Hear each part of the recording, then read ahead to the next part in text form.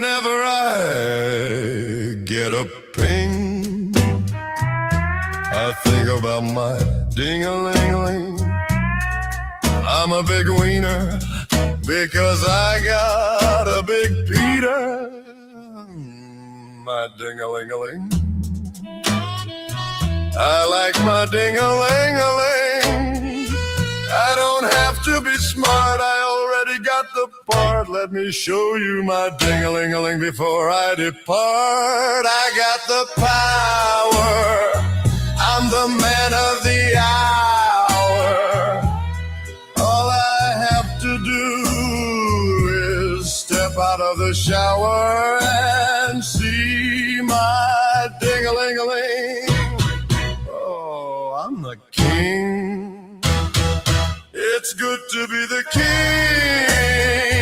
with my big ding-a-ling, ding-a-ling, ding-a-ling.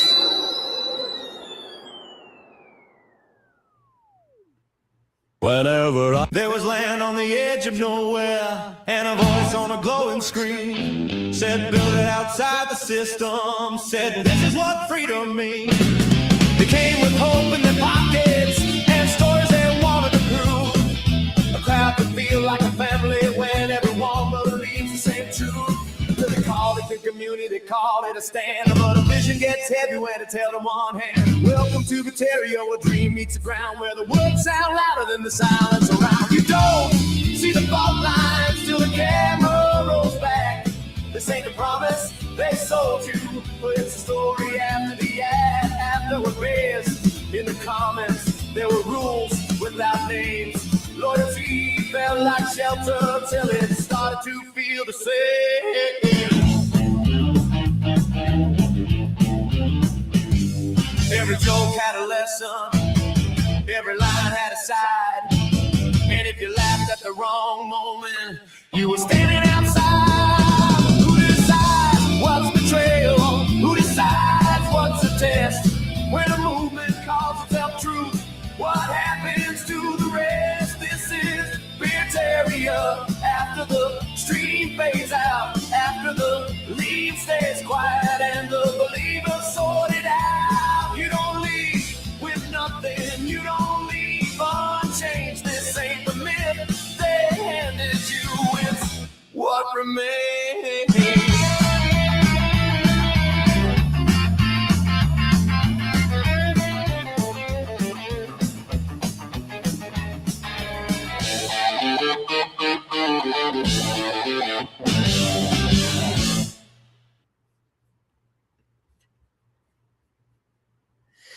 Need new running shoes that won't wreck your budget? I got you. For the guys, the Nike Run Defy men's running shoes, lightweight, breathable, and built for everyday miles.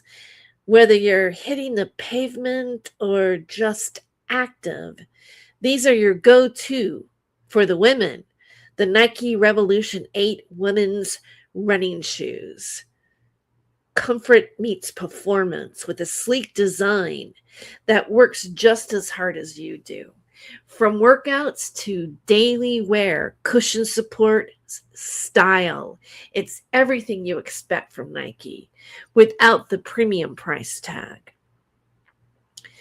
Quick heads up, I'm part of the YouTube affiliate program, which means I may earn about a 15% commission if you purchase through the links below. Check out the links in the description. Grab your pair and let's get moving. Nike, just do it. All right. Welcome to Not My Rabbit Hole.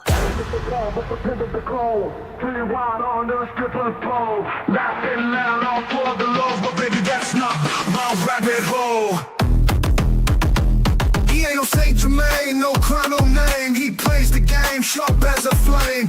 Who's to blame for the stolen fame?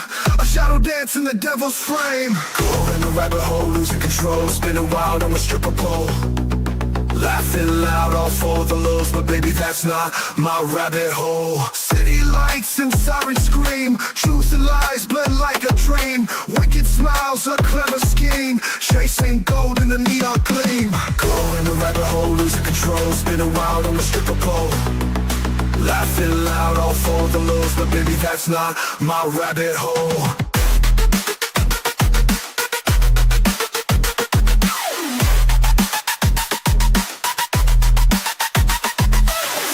Fast, can't find the ground. Echoes of chaos all around. You chose this dance, this mad parade, but not every choice gets accolades. Go in the rabbit hole, losing control, spinning wild on the stripper pole. Laughing loud, all for the lulz, but baby, that's not my rabbit hole. Spinning wild on the stripper pole. Laughing loud, all for the lulz, but baby, that's not my rabbit hole.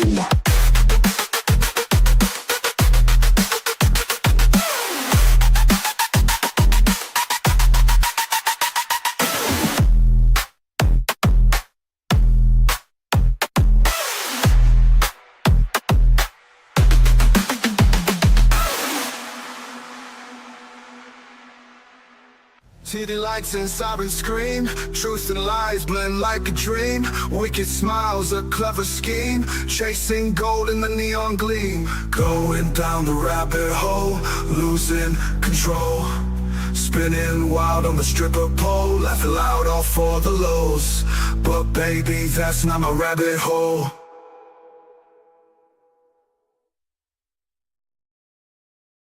All right, welcome to Not My Rabbit Hole. Give yourself a round of applause for being here if you are here right now. I saw some people come in and out and pop around and whatever, but hey, welcome to Not My Rabbit Hole. Woo! Yeah, good morning, good afternoon, good day, whatever time it is, wherever you're at. Yeah, this is Tuesday, March 31st, and it is the last day of the month of March, and this is Women's History Month. And I've done a part 1 and a part 2 of analyzing Owen Benjamin on Not My Rabbit Hole. And since this is the last day of March, I decided to do one more show. I think there's a part 3 that needs to be part of the discussion in the month of March, just to make this, complete in the discussion here. I mean, it's not like I'm going to stop talking about Owen Benjamin, but again, this isn't really particularly an Owen Benjamin channel per se. This is not an Owen Benjamin troll channel. Owen Benjamin is another comedian like myself, whom I've worked for in the past, not for, but we've brushed paths in a comedy club. In fact, the footage that I'm going to share here is the comedy club that I actually met Owen Benjamin in, which is the Ice House Comedy Club out in Pasadena, California.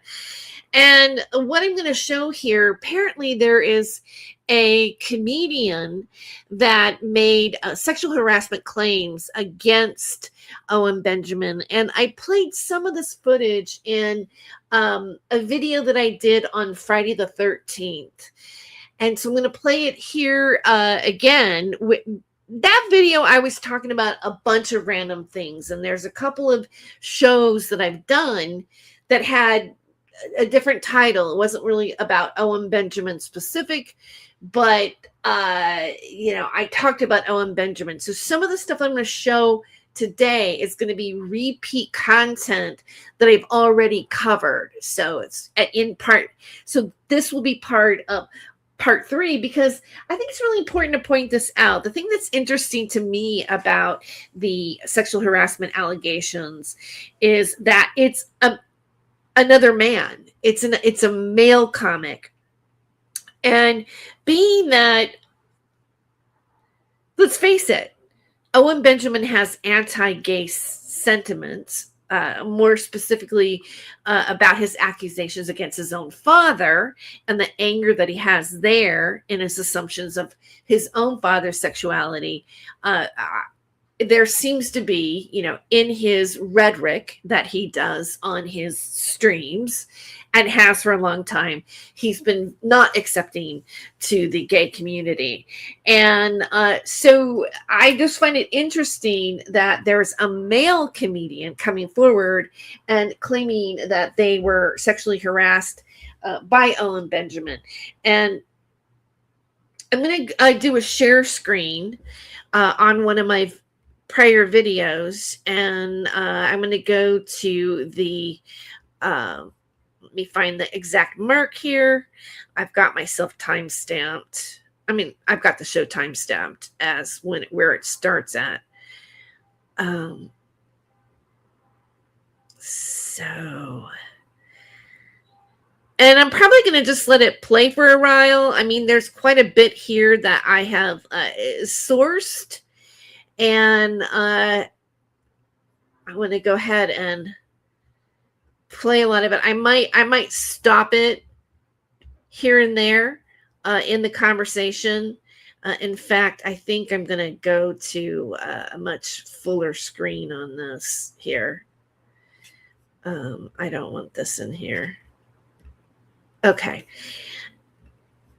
And oh, darn it. It's still like not giving me the frame that I want. That's weird. Okay. Well, we're just going to go ahead and why is it doing that? Let me see. This. This one, this one. Oh, I see why it looks like that. Oh my God. All right. I'm sorry. All right, here we go. Thank you for being patient. And I might need to give myself a gong for that. I think I need to give myself a gong. Yeah, that was pretty lame. Okay, here we go. Let's forward. And I'm gonna just go ahead and play it. He's like, what? Someone banned that guy. I mean, but if somehow this gets back to you, you fucking did, Owen Benjamin, you piece of shit loser. Now I can talk about this without getting all heated because this week has actually been very nice, made me feel a lot better about it. But anyway, 3 years ago in Philadelphia, Owen Benjamin, he was at Helium Comedy Club, and sometimes when a headliner's there after their show. I'm wrong. It happened at Helium Comedy Club, but the footage of the comedian, and this is Brendan Crick and Nick Oldershaw are speaking here. Okay. To one of the littler venues to drop in and do a set. And that night I was at Good Comedy Theater, and I was hosting a show, and blacked out Owen Benjamin shows up. He's very rude. I bring him up. He does his set. I come out to close the show, but he picked me up in his he picked me up, pulled me close to his face with his tongue out. Oh, here we go. And was trying to make out with me. And not in a way where it was clearly a bit. In a way where it's I'm trying to do this and I bet I can play it off as a bit. Right, totally. Yeah. I mean, everything about him screams that, dude. Yeah, it made me very upset at the time, and really until this week it really, really upset me every time I thought about it. So he's trying to make out with me, and I freeze and try to recoil away, and then he drops me and looks really mad, I'm not yes-anding the bit. What the fuck, dude? And so then I close the show. It's really fucking awkward. And I'm just pissed off. And it just fucking pissed off, made me feel terrible. Yeah. And just like furious, where it was like it was sexual assault. Obviously, that's a super extreme example, Right. but like when you're an open micer, like trying to come up, headliners treat you like you're less than human, especially unfunny headliners, Right. because they know that they're Yes. not that much better than you. Dude, it was kind of an amount in many ways. It's like, So, what do you guys? I know, and there's a couple of you guys active in the chat right now. What do you guys think about that? Like, do you think that? I mean, do you think this is real? You know, usually when somebody comes out with an allegation, especially if it's a woman, and people are like, "Oh yeah, she's just making it up," or it's not real, or it just gets kind of ignored. It's unusual for a man to talk about another man being sexually harassed from another male comedian. I mean, usually, you know, harassment's the other way around. It happens to the women. I've been sexually harassed as a woman comic, and I just, you know, honestly, at the time, I just shut my mouth and stifled it because I knew that if I said anything, in the long run, I was not going to win. I was going to be seen as, you know, trouble, or, you know, not being able to take a joke or whatever. It would not have, you know, go in my favor. But I have to say, the guy who did do it to me was had a mullet and was wearing a bolo tie. So when I realized that about him, I'm like, oh, you know, no wonder he's you know, he's got a mullet. So of course he would sexually harass me. But he said something to me that really stuck in my head. He said, you know, and this was like in 1990. I remember specifically, I was in 1990. I was in Kansas City, Missouri. We were working the Stanford's Comedy Club at that time. And he said to me, society's not ready for women comics. You know, because like when we're at a party, the guy's telling the jokes and the woman just gets him a beer. And I thought, you know, and then at that point, I realized this is what I've been dealing with all this entire week. It's this mentality. It's that mentality where you have some bozo, you know, with a mullet and a, you know, bolo tie harassing you. And I just got through it. I know that, you know, as a woman, and I'll say this, and this is one of the reasons why I like talking about Owen. Oh shit. Oh wait, I'm on. I because at one point I coughed and I muted myself and I go, oh my god, I couldn't have just said all of that, and then you guys didn't hear anything that I had to say. But at that time, you know, it was more common for me to be treated a certain way as a stand-up comedian. It's happened to me a few times. But for the most part, not. But it's unusual for a male comic to talk about another male comic sexually harassing them. And being that Owen, you know, I showed previously in my videos, and I talked, you know, about how Owen is really super anti-gay. And I'm going to go back and show some of that material. I'm going to show some of that material again in just juxtaposition of what's happening here. And I'm going to take a break from that. I'm going to show you also a recent post of Owen Benjamin's on X that also falls in line to this conversation. And this is a recent clip from one of his one of his recent Rumble videos. Darn it! Now I just like gotta go back here. Okay, yeah, it's right here. Let me click on this. I say that to British people now. I'm like, oh, you speak American? I think we should say England speaks American. I say that to British people now. I'm like, oh, you speak American quite well. They're like, hello. I'm like, oh, you speak American well, but you have a gay, fruity little accent. They're like, oh, it's English. It's English. I'm like, it's American. Okay. You're a little island of queers. I think we should say England speaks American. So just take that into account for a second, right? So, and this is recent. This is recent. So now the next thing I want to do is pull up a little bit of like one of my recent streams and just go over some content here with it.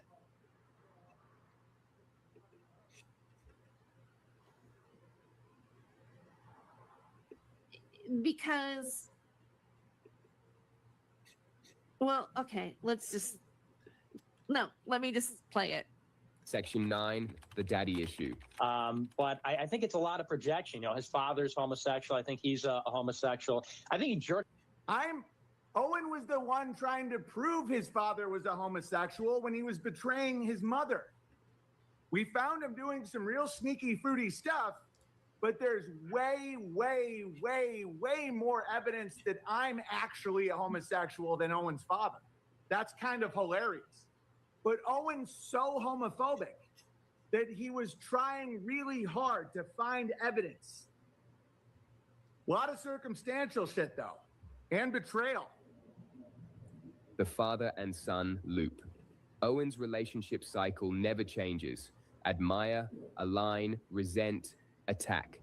He's done it with mentors and now with younger rivals. Okay, so let me also point this out about his dynamic with his fathers. Here's one thing I want to say.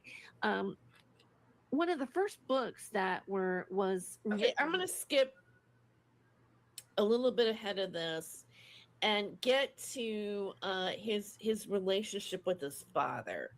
All right, because this is when you look at this part, what might happen with that stand-up comedian and what he might just have said on his X profile might make more sense to you. The son who replaced him, John Carey Smith, a longtime professor at SUNY Plattsburgh.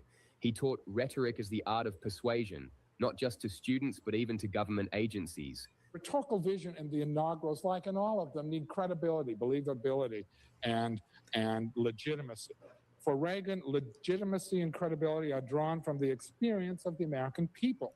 That is, the sanctioning agents are these series of cultural myths that assert our worthiness as a people of this blessed land who only need revive our faith in ourselves and courage in facing our destiny, that we believe that together with God's help, we can always do the great deed. Quote, I believe we the Americans of today, he said. By all accounts, he was a flamboyant operatic personality, beloved by his colleagues and by the small-town arts community that surrounded him. If you'd asked many students at New York's SUNY Oswego who their favorite professors were, John Carey Smith's name would be heard very often. Born in Oak Park, Illinois in June of 1942, John Carey Smith has been a professor in the Communication Studies Department at New York's College at Oswego since 1974.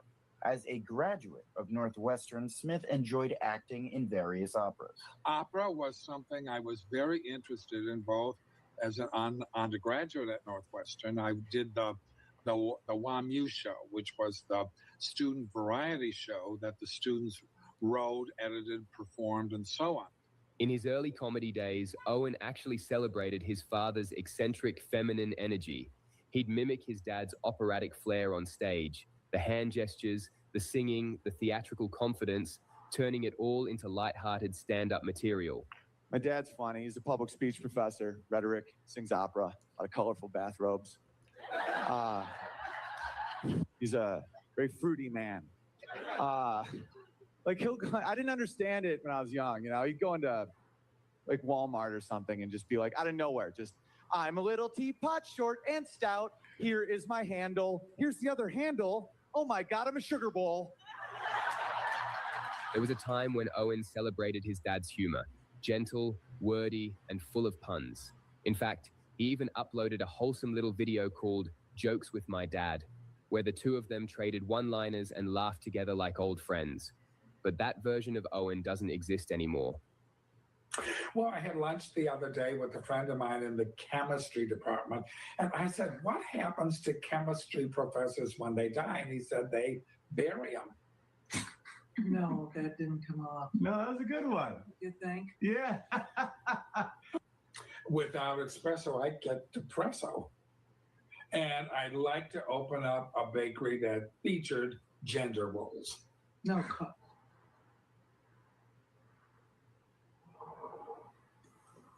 Dad, what do you think you might do if you ever retire? Well, I thought of maybe opening up a bakery. And remember, Old World Bakery was really one of the better ones. But I think the best way to do it in Oswego these days would be to make sure you featured gender roles in your bakery. What's the most important thing you do in the morning? Well, I have my espresso, but you know, if I don't have my espresso, I get very depresso.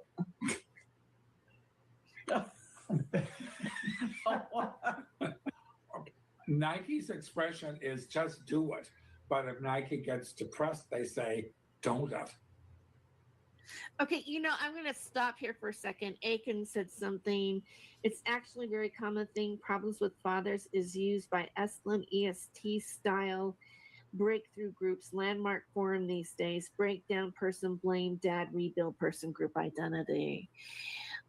It's so common. It's a useful tool for cults to exploit. Interesting. You said, I told my daughter that I had a serious problem with myself, worked through it for us both. That's great. That's great.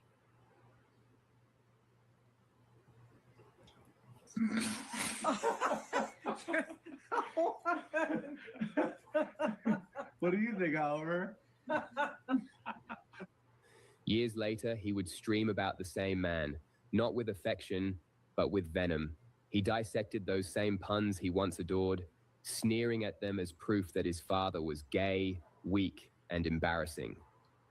Okay, now that you know a little backstory about who we're dealing, bear in mind, this is the guy that took all right, so let's go back to the comedian talking about what happened between him and Owen at this comedy club. Let's come back to this one again. It's at the Ice House here, and I'm very familiar with that club. That was my home club. I was also like a house MC here at the Ice House. Great club.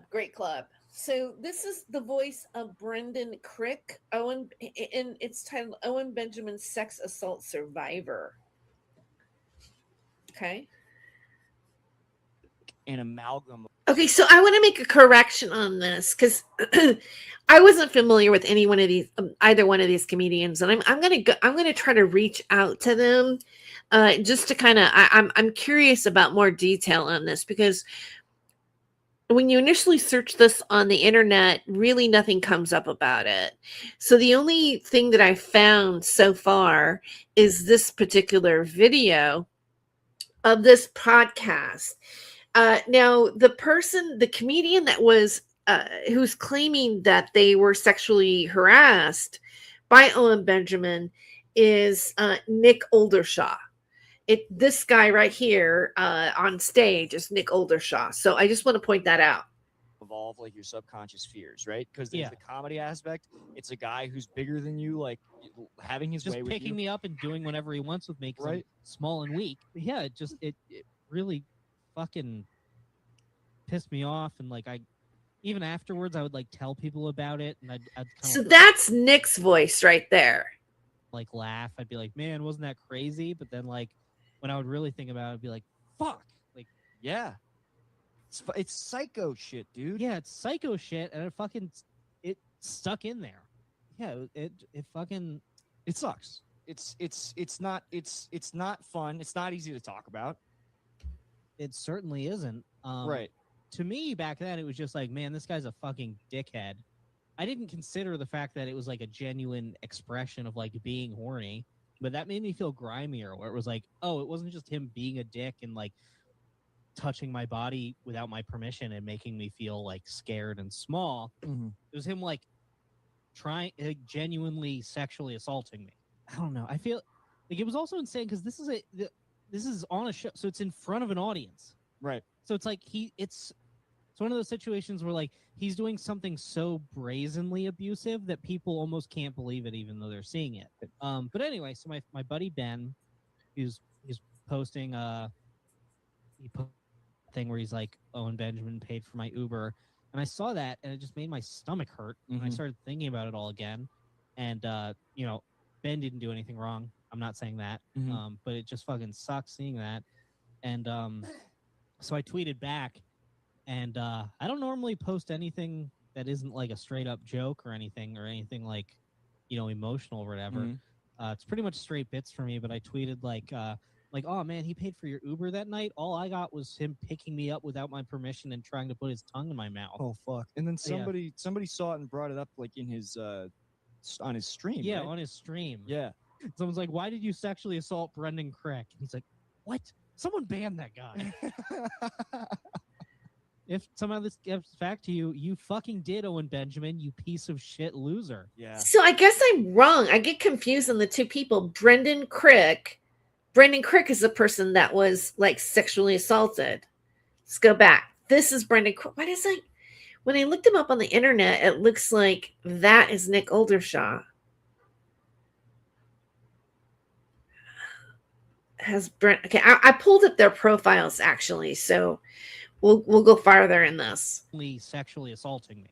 I don't know. I feel like it was also insane because this is on a show, so it's in front of an audience, right? So it's like it's one of those situations where like he's doing something so brazenly abusive that people almost can't believe it, even though they're seeing it. But anyway, so my buddy Ben, he's posting he posted a thing where he's like, Owen Benjamin paid for my Uber. And I saw that, and it just made my stomach hurt. And I started thinking about it all again. And, you know, Ben didn't do anything wrong. I'm not saying that. But it just fucking sucks seeing that. And so I tweeted back.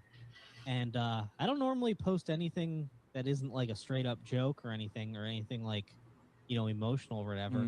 It's pretty much straight bits for me. But I tweeted like, oh man, he paid for your Uber that night. All I got was him picking me up without my permission and trying to put his tongue in my mouth. Oh fuck! And then somebody saw it and brought it up like in his on his stream. Yeah, right? on his stream. Yeah.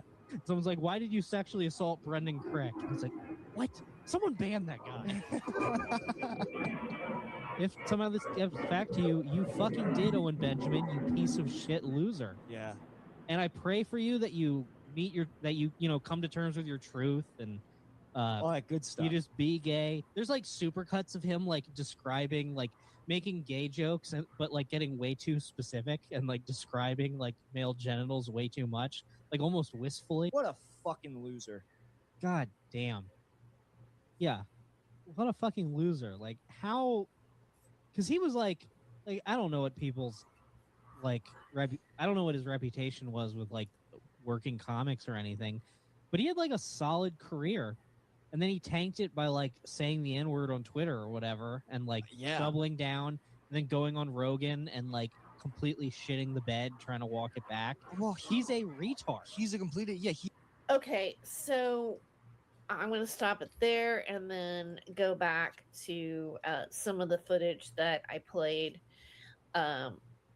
earlier this week, because I think it's, when you look at it in juxtaposition to another comedian story who's a guy about this experience with Owen Benjamin, and then he's like the bully, like the way Owen Benjamin, and I pointed this out on my other streams, is that the way he talks about gay people and his attacks on certain individuals, his judgment is like the bully. It's like the jock that really does secretly wants to kiss a guy.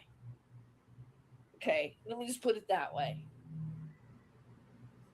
It can be interpreted that way. That is the stereotype. I'm not saying that's the case with him, but I did make that kind of association. It's the person who is not comfortable with their sexuality that goes out and attacks the other person and demonizes the other person or puts it upon other people. So let's continue. Of my mom's retirement, hundreds of thousands of dollars, and gave it to gay, scammy guys on the internet. And when confronted, He was like, why are you yelling at me? Okay, so now listen to the fucking pun, and you tell me why I don't like puns. It was a complete inversion. Love turned to contempt, nostalgia into bitterness. Watching the two clips side by side feels less like a comedy retrospective and more like a psychological autopsy.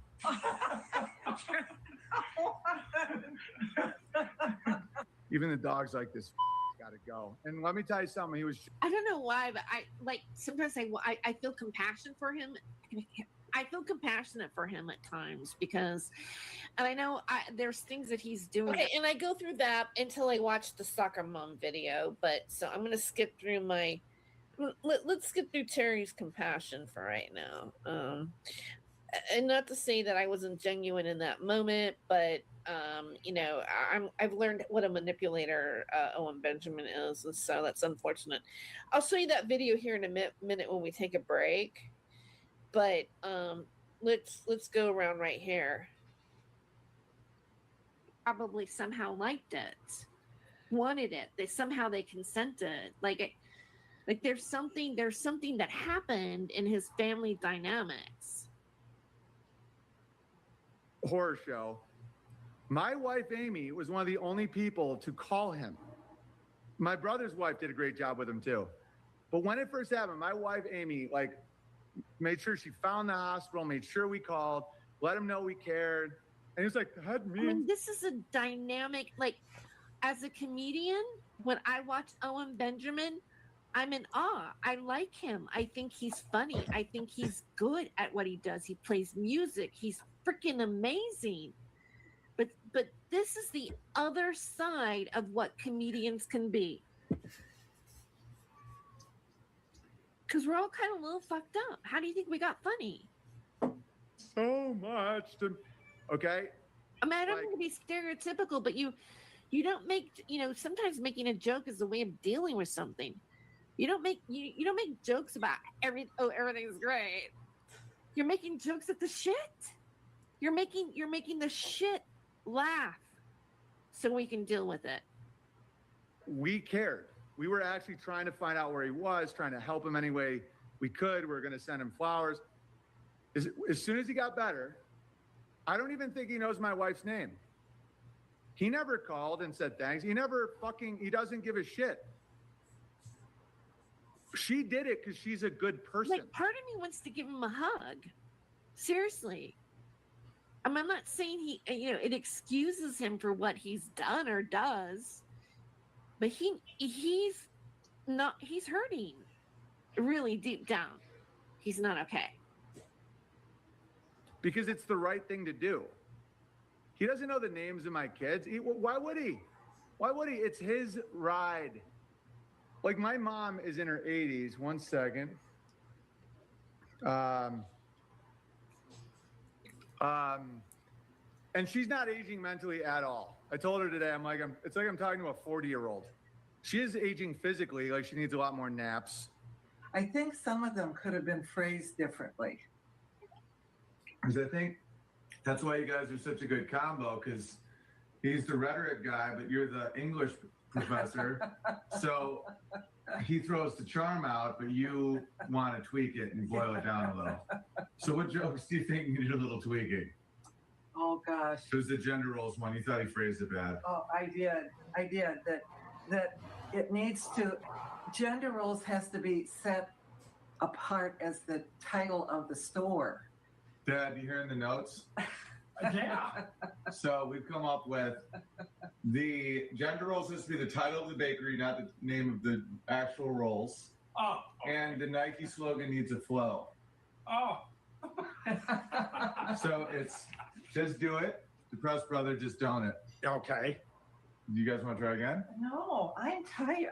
I couldn't be in entertainment because after a while I have to go to bed and people still want to have more takes. Yeah, and I'm not very good at takes either. You did a good job. Well, thank you. Yeah. You always bring the heat. You bring the heat, Pops. Because underneath those feet, there's a really nice pedicure. Yeah.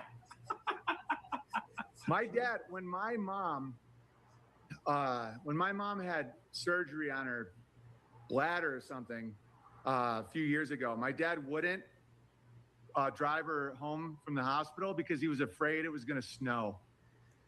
And it's been like that my whole life. I mean, just the cowardice. And I'm not mad. I promise I hold no grudges towards my dad. I'm very grateful that he had me and he provided a roof over our heads and he taught me a lot of great stuff. But I mean, the mental, the shit is just nuts.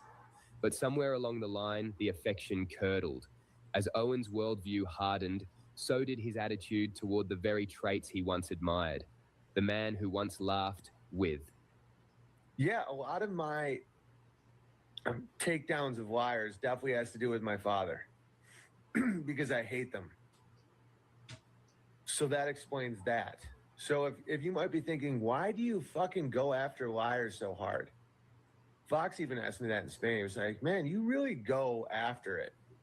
It's like... It's funny because I'm the same way. I mean, I can identify with him on this. Like, I go after liars. Why do comics do that? Yes. I have unresolved issues with my dad, who's a lying homosexual. So I just want to take down other lying homosexuals now. And since I understand that, it doesn't control me. But that's clearly a motivator. Okay, I don't have the same reason. I just want to point that out. I don't really have the same reason as him, though. As Owen drifted further into the hard right echo chamber, chasing validation from his new conservative audience, his tone changed. Yeah, success is just allowing someone to... I mean, I honestly, I don't care if my dad's a homosexual. I don't. I've accepted that. Okay, so I'm going to stop it there for a second, and I'm going to go back. Let's go back to the other, the comedian that is saying that feels like he's been sexually assaulted or harassed by Owen Benjamin. Let's go back to here. He had a middle of the road comedy career, got in a couple movies, almost made a nice life for have you ever himself. seen his act? It's terrible. It's horrible. He's a fucking piano hack. And the piano songs are sincere. He plays just plays. Okay, I hate it when comics do this, but they have this snobbery about the combination of music and comedy together. I don't think, like, if you add music to your act, personally, I don't think that makes you a hack. I just want to say that. Actual covers, that's my 2 cents. If I was on this podcast, that's what I would say. It's like, dude, kill yourself. Yeah. Fucking kill yourself. Mm-hmm. Like 2014 or 15 or whatever, he was like bragging. He was like acting like he was this big time star. One, I didn't know who he was until I got a text like, hey, do you want to open for this guy Owen Benjamin? We booked him and forgot, and so he's down in the Lizard Lounge, and the Lizard Lounge was the basement of this rock club, which is where we would do like open mics and stuff, because it was like the little out of the way bar that like no one thinks about. Right. I'm not sure if I would want to go to the Lizard Lounge. And up above it is a full rock club, and they forgot he booked him. They booked a concert in the club. Oh my fucking god, that's awesome. Yeah, so there's like fucking metalcore or whatever, like bleeding through the walls while he's playing music. But anyway, he's playing in the basement of a club, being drowned out by fucking synth guitar. That's so sick. And he's still like big timing us. It's like, look at the crowd. There's like 7 people. Yeah. And I brought 3 of them. Owen, you loser. It's over. This is the end. Look around you. But yeah, that fucking sucks. I'm trying to be Christ-like, turn the other cheek. So Owen, if you're listening to this, I just want to let you know that, I'm praying for you, buddy. I hope that you come to terms with who you are and live an honest life and you find joy in that way. And I also hope that the state takes your children away. Which is only right for them. Yeah. I mean, that's literally what Jesus would do. And okay. So again, I'm playing some old footage of something that I have put up, but so I'm replaying a few things today while I'm doing things live, if that makes any sense. So this is me live, and this is me playing something from one of my shows before as I do more commentary on the show that I did before. Okay, you got it. Oh, he must be obsessed. It's him obsessed with anal sex, not Joe Rogan. No, it's Joe Rogan. And by the way, yeah, my dad is bi. I make fun of it because it's so fucking disgusting and no one else has the balls to make fun of it. Like me mocking it has literally kept people from being because they never hear anyone mock it. All it is like, oh, it's so good. Don't judge. Tolerance. Oh. No, I'm like, that's gross. When people are like, enough talk with that, I'm like, let me guess. You're constantly complaining about the LGBT agenda, right? Okay.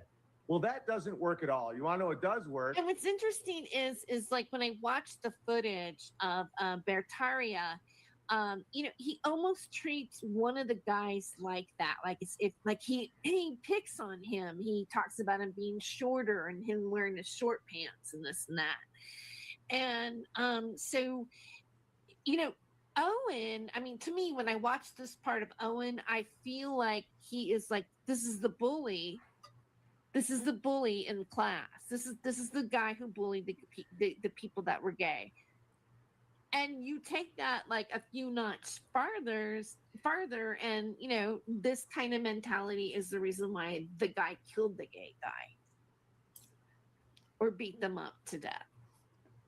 Like, or let me throw that out there too. The guy that hates people because of the fact that they are gay or resents their father that they're gay also becomes like, if they have an impulse in themselves to be that way, then they become the perpetrator because they hate what's in themselves. And that trope has been featured in films and movies as well. It's like, is that what is going on with Owen Benjamin here? And again, we are talking about another comic who's a man, who's a male comic, saying that Owen Benjamin essayed him while he was doing he was basically doing an open mic night, that Owen Benjamin was the headliner or like the main attraction for them. A lot of open mic nights can be like that, or you might have someone who's like Owen Benjamin coming up on an open mic night because they're just trying out new material.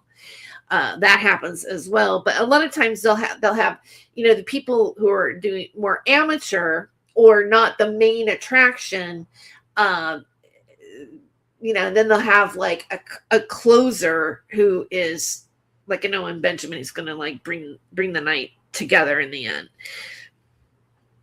I'm not sure if that was a setup or not, but obviously they were on their own show. I mean, on a show like that is going to feature an open mic night, and there is a hierarchy to that.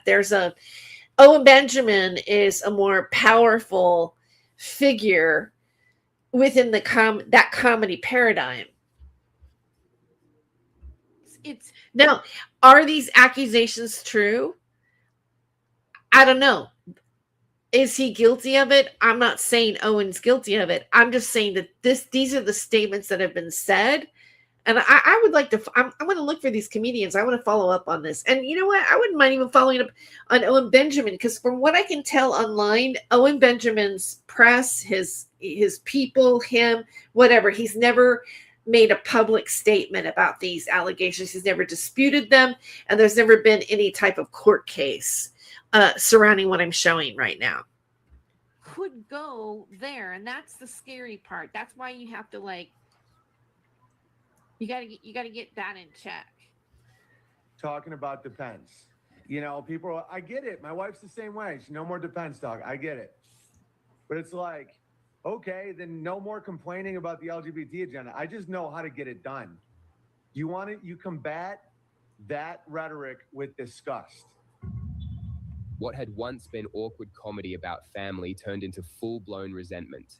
He became increasingly homophobic, using his father as a symbolic punching bag to prove his new values.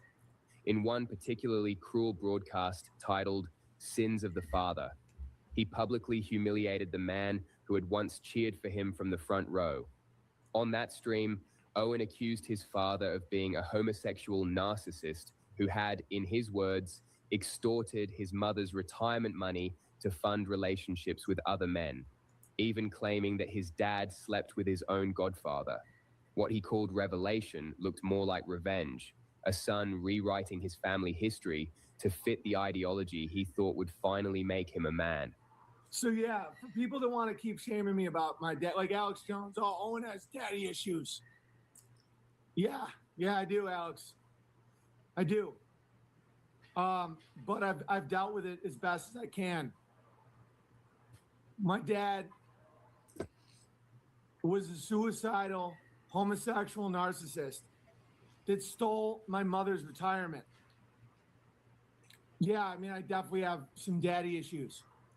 My dad was terrible. As bad as I can imagine. And I mean that. Everyone he touched basically got soul cancer. I clawed my fucking way out of it with the help of God, love, will, comedy, community, you people being here. Just everybody being like, oh, Owen's lost his mind, and just having one fucking bear be like, he's a good man.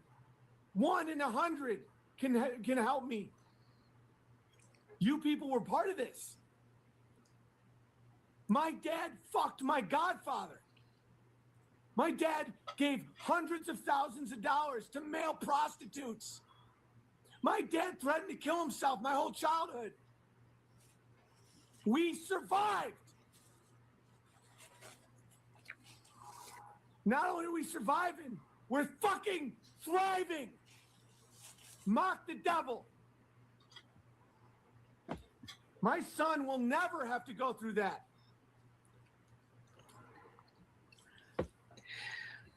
He kind of reminds me of David Schroeder, doesn't he? I mean, doesn't he kind of remind, like, it is a similar story. Sorry, I made a baked potato. I started it before I did the show, and I was eating a little bit of it. So I don't know if you heard a few tinks. It's delicious because I rubbed olive oil on the potato, and then I put Larry Singer's seasoning salt around it, and then I poked holes in the potato, and then I put it in the oven for 45 minutes. Oh, almost a little bit too long. I'm like, oh my God, I forgot to set my timer, and I'm streaming right now. It's almost an hour. I better check on my potatoes. So I stepped out for a minute, and I caught it just in time, and it was absolutely delicious, just delicious. So, oh, I did it again. All right, so I'm going to take a music break. I'm going to talk about the Knights Templars on the Friday the 13th. Maybe show a few. Okay, so you can tell that this is the Friday the 13th show, and then I'm going to bring it up to, man, maybe you have to make another baked potato. I'm going to bring it back up to 112, about 112. I don't know. I have it at 112.09 or 120, somewhere in here. So let's see what happens here. In other modalities of healing, including prayer. So I just want to throw that out there. So, all right. So we're not done here. Oh, here we go. Here's where we want to be at. Okay. Here's where we want to be at. A little bit. Okay. What do you think? Bears, I need this stream so much right now. I'm on one. What's wrong? Oh, today's going to be a good one. We'll get your spirits up. We're going to go revisit Pol Pot. The Carlson brothers apparently get it. So we'll get into that. Wobbly and like Bud Bear came up with this image, and Wobbly appears to have perfected it. So we're going to talk about that. I think the book may be out as early as Friday. So that is extremely exciting. I have an amazing pun for Coddington. Don't put it in the title. We're going to talk a little bit about feminism and what it actually is. I saw a really, really funny sketch. Yeah, no, I don't. I didn't get to the feminism part. I haven't watched this whole thing. I watched just the beginning, but I just want to show you a little bit of what he's still doing and talking about.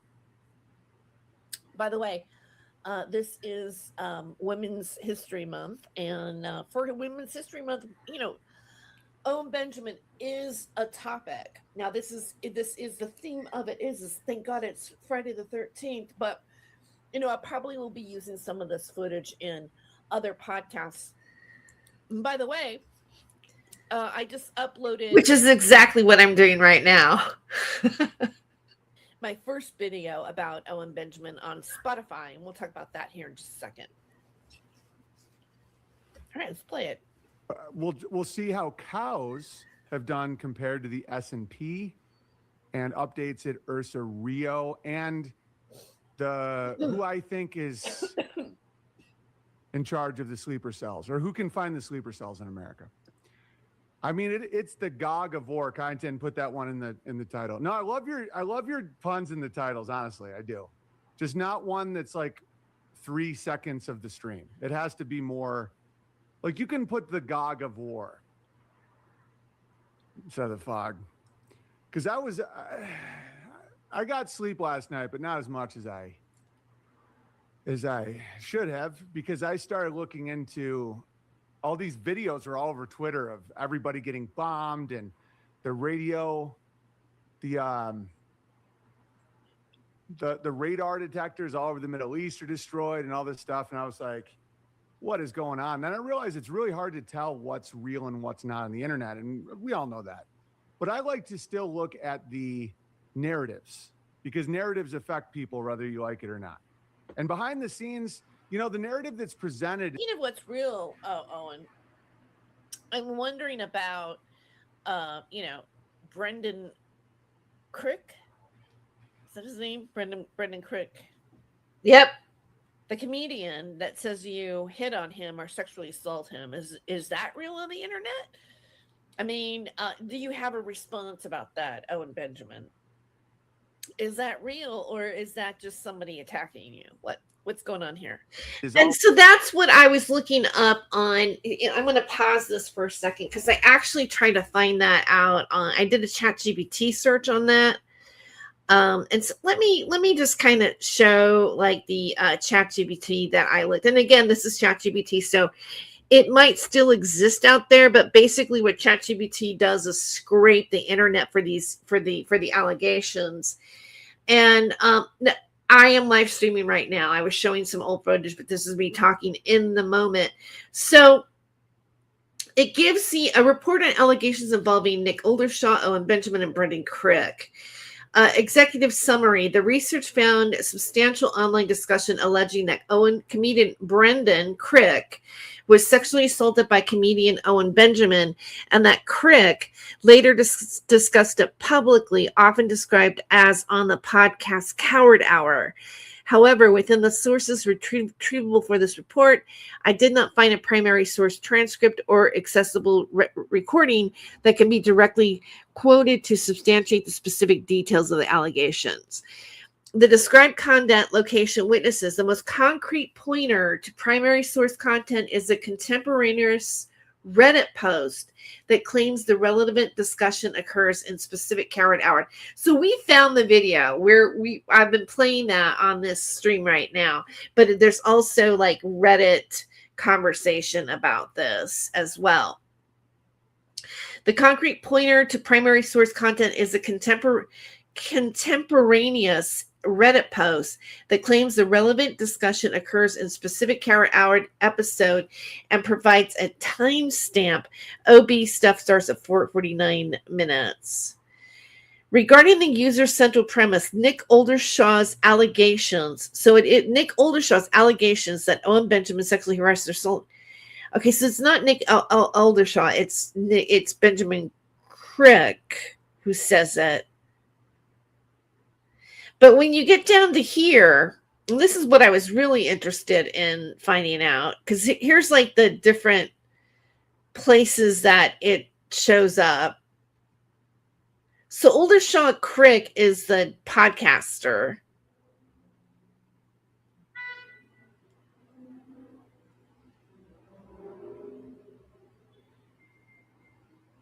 It's the Coward Hour.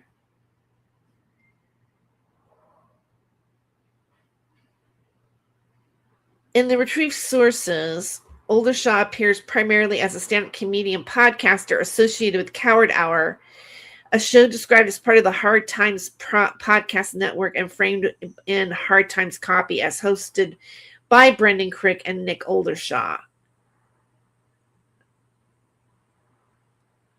One of the most content-rich biographical sources retrieved is the transcript of digression sessions.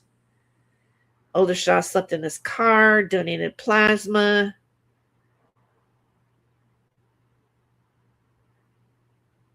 And then you get to what can be stated without overreach. Within the retrieved sources, it is supportable to say there is reported online attribution that Crick publicly discussed an allegation of sexual assault by Owen Benjamin and linked that discussion to Coward Hour. The alleged underlying incident is repeatedly placed in the year 2017 by third-party descriptions, but no accessible primary record in this corpus confirms the year, place, or details. In the retrieved corpus, there's no comparable accessible primary or secondary statements showing Nick Oldershaw alleging the harassment. A distinct from co-hosting a show where Crick allegedly made the allegations. So Crick is the one who's making the allegations. I got a little bit confused between the two.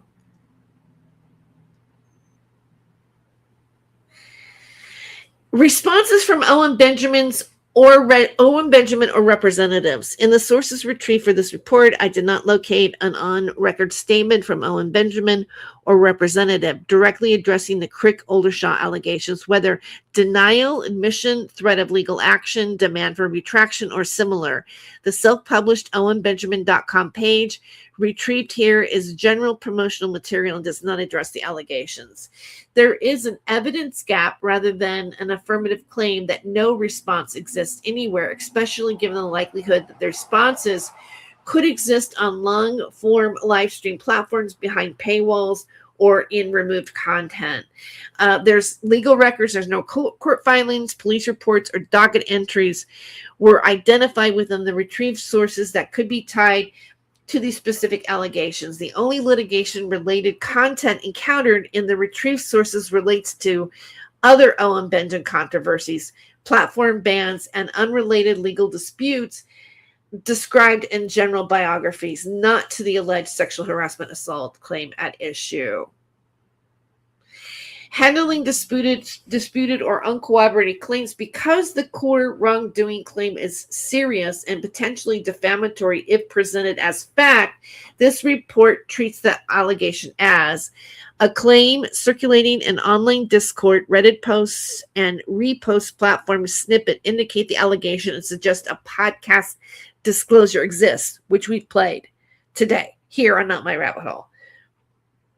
Unverified in detail within the accessible primary record of this corpus because no retrievable transcript of the alleged disclosure segment was located here. Accordingly, this report does not assert that misconduct occurred. It documents what is publicly claimed and the degree to which those claims can or cannot be verified from accessible sources. So who knows if, these are just a couple of bitter comedians or, comedians that have, a political agenda or don't like his ideals or whatever, or if it's actually true. But, nothing was done in regards to Brendan Crick taking any legal action other than getting on this podcast and discussing his experience that he had with Owen Benjamin. And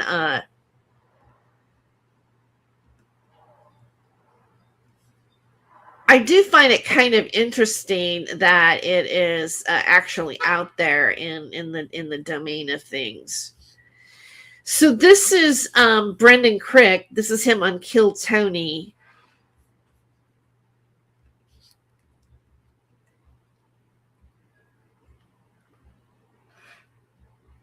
I guess he's gained some more weight over here, or he seems heavier. Here's his Instagram.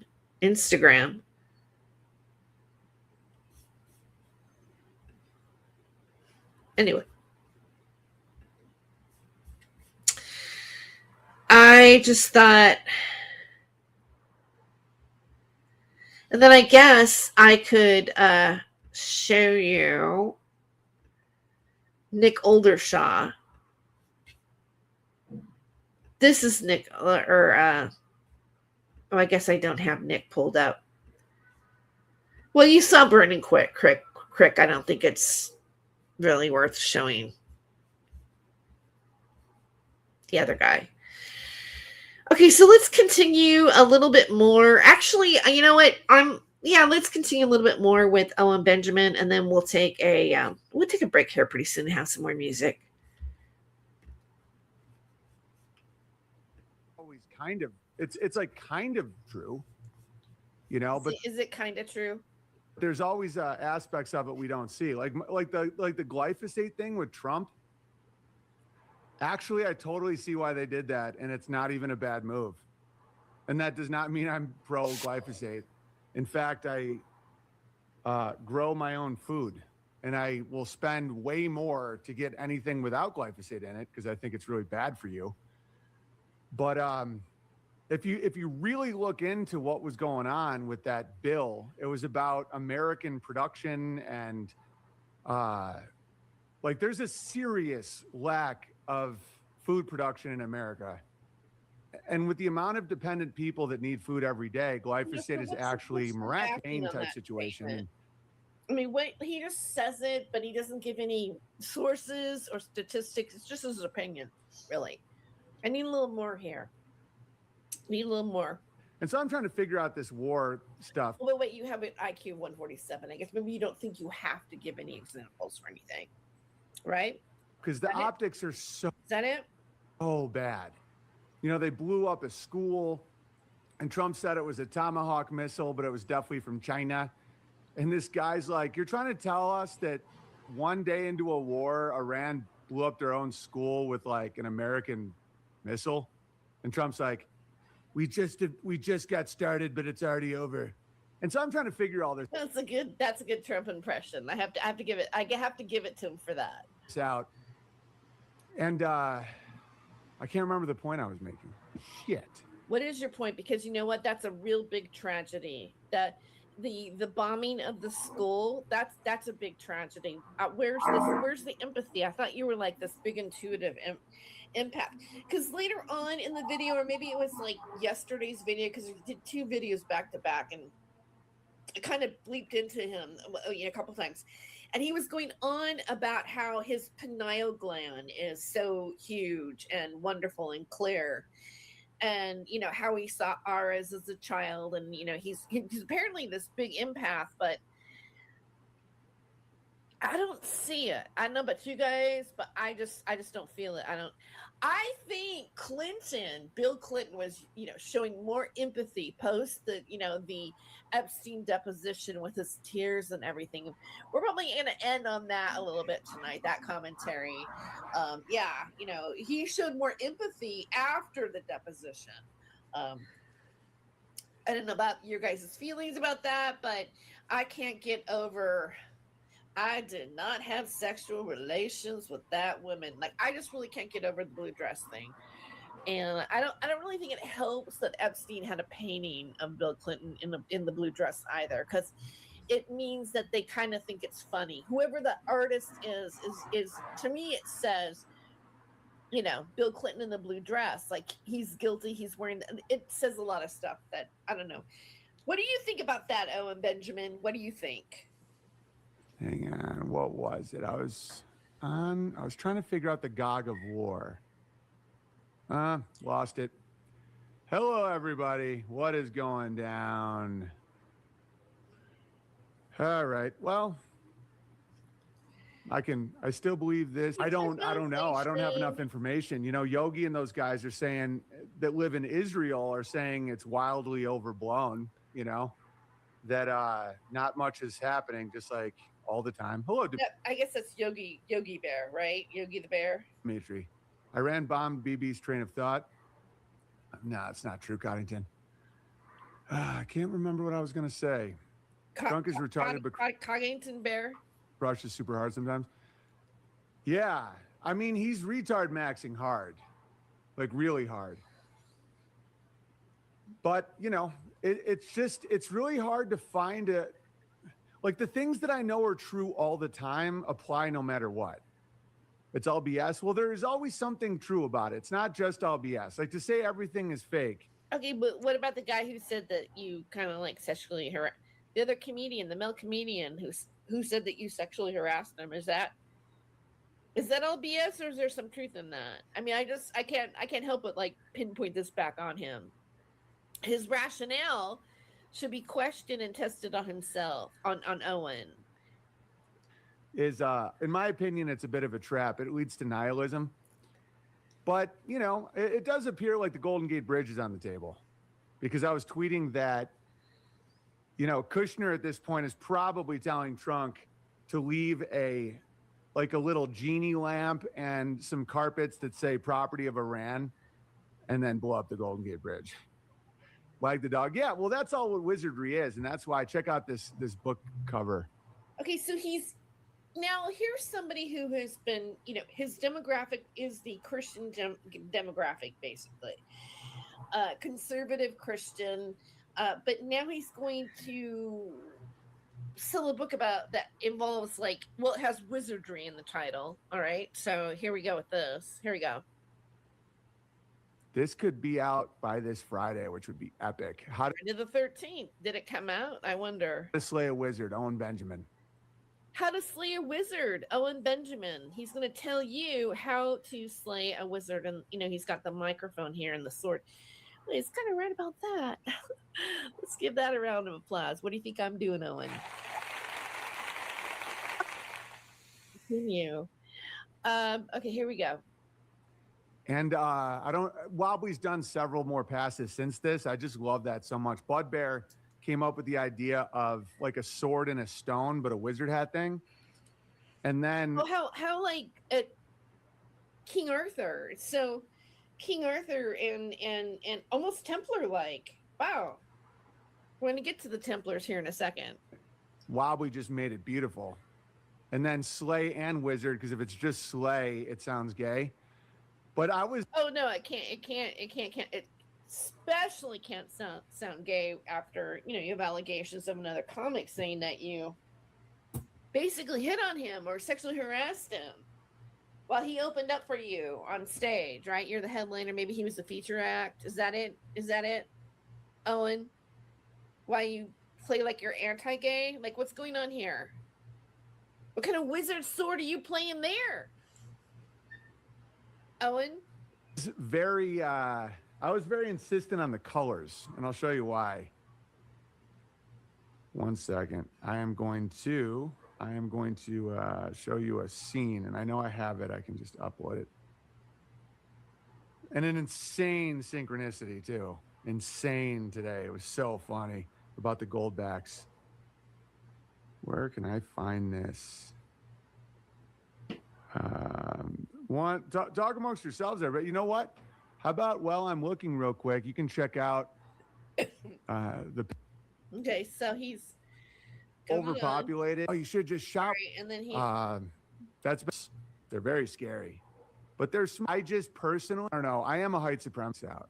Here we go. Now he talks about The Great Gatsby, and you know, and he is going to weave this back into his book and talk about how the green light equates to money, and okay, so he goes on a lot about like the book that's already just come out, and I'm going to write. I'm going to do a. I don't know if I want to play any more of this part here. I'm going to go ahead and read, like in the next footage, you'll see me read an excerpt from it. So let's move on. Let's move on to here. Okay. I want to get through this video, and then we're going to take a break here while we go into another area. All right, here we go. And for two consenting adults to have casual sex. Does the Bible say 18 shall be the age of consent? No, not even close. Marriage, guys, marriage is the age of consent. Marriage. Marrying a 12-year-old in an agrarian society is infinitely more moral than fucking a random 18-year-old and never talking to her again. He's even said that children who were victims of consented on some level, even though they had no capacity to consent.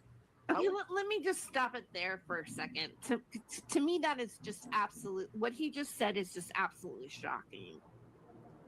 And what I'm thinking about, you know, when I first watched that, what he just said right now, I thought, hi AP Grifter Dog. I'm gonna come back to you in just a second, but DHS, is that Department of Homeland Security? Is that the acronym for that? And Liz is supporting him now. Liz Moldovan is supporting him now, and so is Blazin. And Blazin wants to go out there and act like she is just, you know, right in there with the predator catcher community. But have you not watched this? Blazin? Denise? Hoax? Well, Hoax is turned off on this. I won't bash him on this situation. And you guys are harassing and being racist to Adam Camacho for this guy? Because he's saying everything that you say that you try to save children and protect children about. You're hypocrites. Who are you? And why are you doing what you're doing right now? Inquiring minds want to know. I'd say the majority of abused kids consented on some level, like they were trusting. It's not like they were beaten. I mean, this is the whole thing that, you know, that when a woman gets AR'd, right? Oh, she consented on some level. Like, how twisted is it to sit there and gaslight a child's trauma of being molested, or a woman who's been molested and the trauma that she's dealing with to get over it? And maybe, okay, so I can't personally get that part out of my head. Like, I can't get that part where he says on some level they consented. I just can't.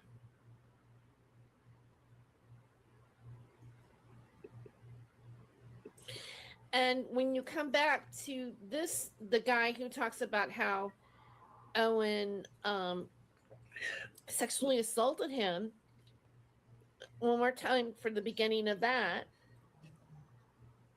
I'm just going to make my point here. I'm sorry, Owen. Let me ask you something. I know you're probably not watching, but whatever. But Owen needs to be asked, does he think this guy somehow consented to the things that he came up and said and did to him at the comedy club? Let's play it. The assault Brendan Craig. It's like, what? Someone banned that guy. I mean, but you know, if somehow this gets back to you, you fucking did, Owen Benjamin, you piece of shit loser. Now I can talk about this without getting all heated, because like this week has actually been very nice. Made me feel a lot better about it. Mm-hmm. But anyway, like 3 years ago in Philadelphia, Owen Benjamin, he was at Helium Comedy Club, and sometimes when a headliner's there after their show, they'll come to one of the littler venues to like drop in and do a set. And that night I was at Good Comedy Theater, and I was hosting a show, and blacked out Owen Benjamin shows up. He's very rude. I bring him up. He does his set. I come out to close the show, but he picked me up in his, like, he picked me up, pulled me close to his face with his tongue out. Oh, here we go. And was like trying to make out with me. And like, not in a way where it was like clearly a bit. In a way where it's like, I'm trying to do this and I bet I can play it off as a bit. Right, totally. Yeah. I mean, everything about him screams that, dude. Yeah, it made me very upset at the time, and really until this week, it really, really upset me every time I thought about it. Mm-hmm. So he's trying to make out with me, and I like freeze and like try to like recoil away, and then he like drops me and like looks really mad, like I'm not yes-anding the bit. What the fuck, dude? And so then I close the show. It's really fucking awkward. Mm-hmm. And I'm just like pissed off. And yeah, I just fucking pissed off, made me feel terrible. Yeah. And just like furious, where it was like it was sexual assault. Obviously that's a super extreme example. Right. But like when you're an open micer like trying to come up, headliners treat you like you're less than human. Oh, he was an open micer. Wow. Okay. Especially unfunny headliners, right? Because they know that Yes. they're not that much better than you. Dude, it was kind of an. I don't know about that. I mean, that's kind of it's a little bit of egotistical talk from a comedian, but whatever. Usually, if the general thing is most headliners are actually good. You know, there's a reason why they're closing the show. Now, if you're closing an open mic night show, you may not be like headliner, but you know, Owen Benjamin was pretty much that for a long time. So I don't think Owen should be like really judged that he's not a good comic, really. But that's not appropriate behavior, and certainly the open micer is seen as a subordinate to the headliner. And so anyway, well, okay, so AP Grifter Watchdog is saying in 2018 I did a background check on Owen, and he had worked with DHS, Department of Homeland Security, in the early 2000s. I think it was nepotism, rhetoric, farming related because of his dad, and they placed Owen in Hollywood. I would not be surprised. His goal is to subvert and push extremes, and he does. That is what he's doing right now. Okay, like if you were going to be conspiratorial about it, you're like, okay, is he MK Ultra? You know, does he? What happened to him? Does he have a handler? Is something like that going on, or has he been in touch with all these different kinds of things and he's just kind of flipped in that direction? He has a cult-like personality. But if you look historically, I think I'm going to do some research or go do some shows into cults and things like this, because I actually have an interest in it. But if you look at, like, let's say Charles Manson, or, you look at Captain Mark Richards, who, is in prison now for influencing people to do cult Manson-like murders in Marin County, which is a part of this particular, media. But I think that Owen has a lot of behavior of somebody who is acting like a cult leader. And he obviously has some sort of issue with sexuality, or his sexuality, or trying to control women's sexuality. And I, the footage that I've shown over the last few days, for me has really kind of shown me this. These are the things that I see, or these are the things that I want to point out when I'm looking at different people's research and work and things that he uploads and whatever content is out there online. So there is, I would like to show a little bit of what my most recent video on him is about. And I want to show his soccer mom, how he, manipulates women on in his material, and how he acts, and it's part of his strategy for his own podcast and control that he has over things. And I'm gonna and again, we're gonna get to the I think the title of it is take it back just a little bit here.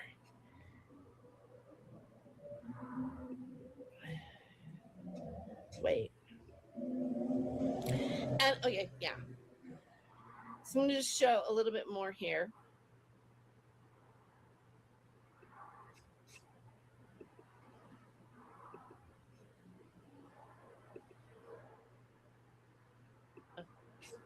From people on my last video, because I had a moment of compassion for Owen Benjamin. You know, I know how it works. And if people want, and so, you know, I expressed that and I said something like, I wish I could give him a hug. And then I discovered this video where one of Owen's biggest demographics, according to him, that he can manipulate are women and women who are like soccer moms. And I thought that this was really interesting, and you know, I'd like to share it. So let's take a look at it. And by the way, I mean, everybody probably knows who Owen Benjamin is, but he's a stand-up comedian, fairly successful, controversial. Created a kind of like a community called Beartaria, and they bought some property and built some stuff, and there's been a bunch of weird YouTube drama between different groups of people that kind of troll on the internet. So anyway, all right, so let's go. And that becomes a clip that people can spread and people can show. Look at the hypocrisy. I know how it works. And if people want to know, I will teach them. I will teach them wizardry. I'll teach them how to defeat wizardry. And you can look at my life. I bat 1,000. Always think soccer moms. What's going to make a soccer mom laugh? She's giving you an over the pants hand job in a wall. Over the pants hand job. Over the pants hand job. OTP strong. You were discreet. The clerk didn't know what you were up to. Because soccer moms is what is the heart of America. What's going to make a soccer mom angry? By the way, I want to give a shout out to AI Grift Patrol. This is their channel. This is footage from their channel, and the title is Wizardry 101: A Guide to Manipulating Soccer Moms.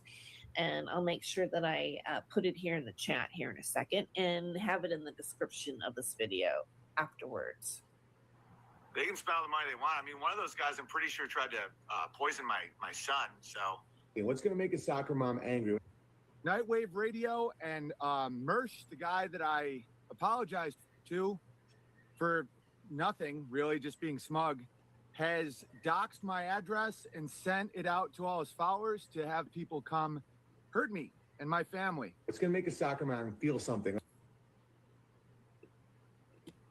I never had that. Never had that. I'm so glad that we can bring that back. You know, where it's like, thank you, Lord, for our food, amen. He's 2. He's fucking 2 years old. If you're playing to the women, the white soccer moms are going towards the right. I like Trump. I think he's funny, and I think he genuinely doesn't like war. Dude, this is what I do. This is what I do. I am an expert on this. This is what you do. You give them I bet he is an expert on it. I fell for it. an exact situation. I mean, I'm not a soccer mom. I've never been a soccer mom, but I guess if I were a soccer mom, I would maybe fall for this.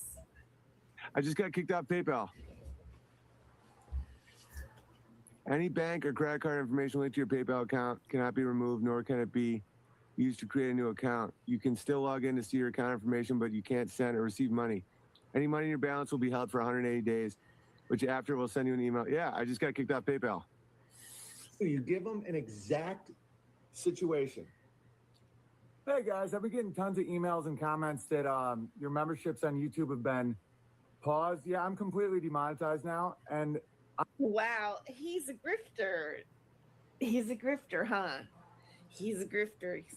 You know, you see the commonality. You see the themes that we point out here on Not My Rabbit Hole.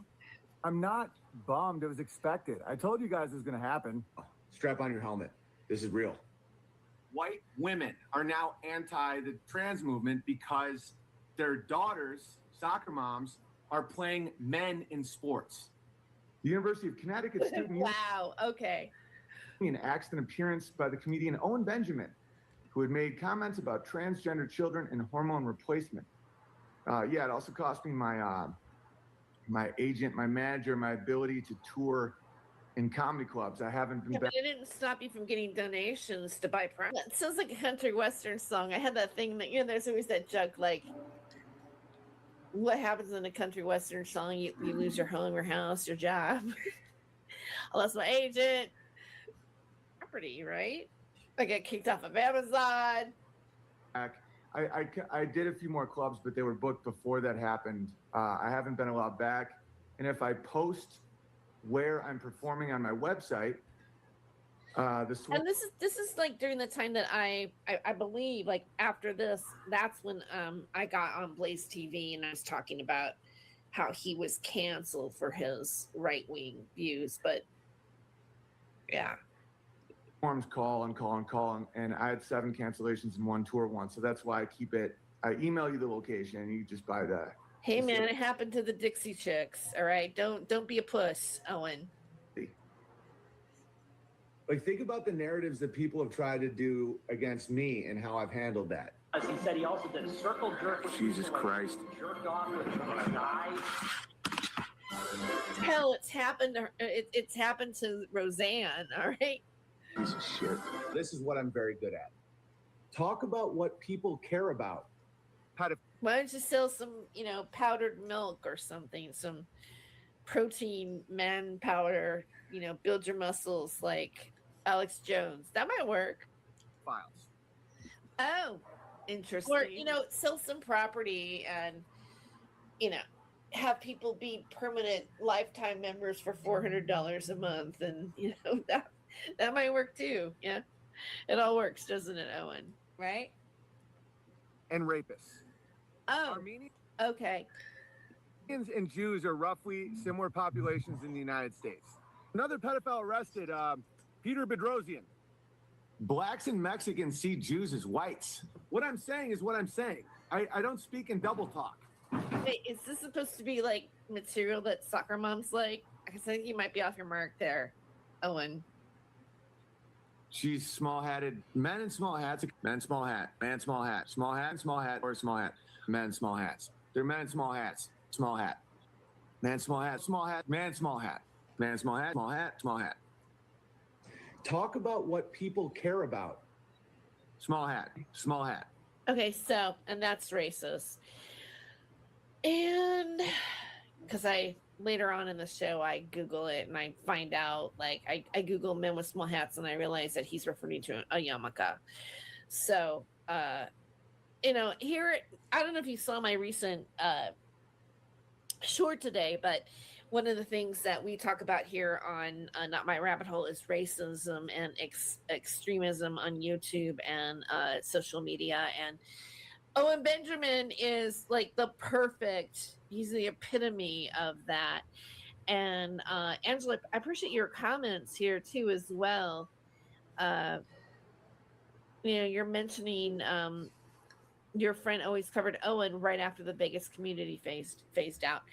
And that Vegas community thing, the Vegas stuff kind of, all these communities kind of. So anyway, I'm going to leave that there for right now and take a little bit of a break. I'm going to leave that there for right now. I'm going to take a little bit of a break here. And you know what? Today is Taco Tuesday. And after I do this stream, I am going to make some tacos. Tacos is my favorite meal. I could have tacos yesterday I did have tacos for breakfast, and I could have tacos for breakfast, lunch, and dinner. And we will be right back with more Not My Rabbit Hole. Whenever I get a ping, I think about my ding-a-ling-a-ling. I'm a big wiener because I got a big Peter. My ding-a-ling-a-ling. I like my ding-a-ling-a-ling. I don't have to be smart. I already got the part. Let me show you my ding-a-ling before I depart. I got the power, I'm the man of the hour. All I have to do is step out of the shower and see my ding-a-ling-a-ling. Oh, I'm the king. It's good to be the king with my big ding-a-ling. There was land on the edge of nowhere, and a voice on a glowing screen said, build it outside the system, said, this is what freedom means. They came with hope in their pockets and stories they wanted to prove. A crowd could feel like a family when everyone believes the same truth. They called it the community, they called it a stand, but a vision gets heavy when it's held in one hand. Welcome to Baterio, a dream meets the ground where the words sound louder than the silence around. You don't see the fault lines till the camera rolls back. This ain't the promise they sold you, but it's a story after the ad, after what raised in the comments. There were rules without names. Loyalty felt like shelter till it started to feel the same.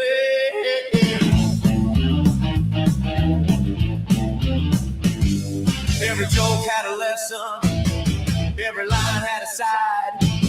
And if you laughed at the wrong moment, you were standing outside. Who decides what's betrayal? Who decides what's a test? When a movement calls itself truth, what happens to the rest? This is Bateria. After the stream fades out, after the lead stays quiet and the believer sorted out. You don't leave with nothing, you don't leave unchanged. This ain't the myth they handed you, it's what remains.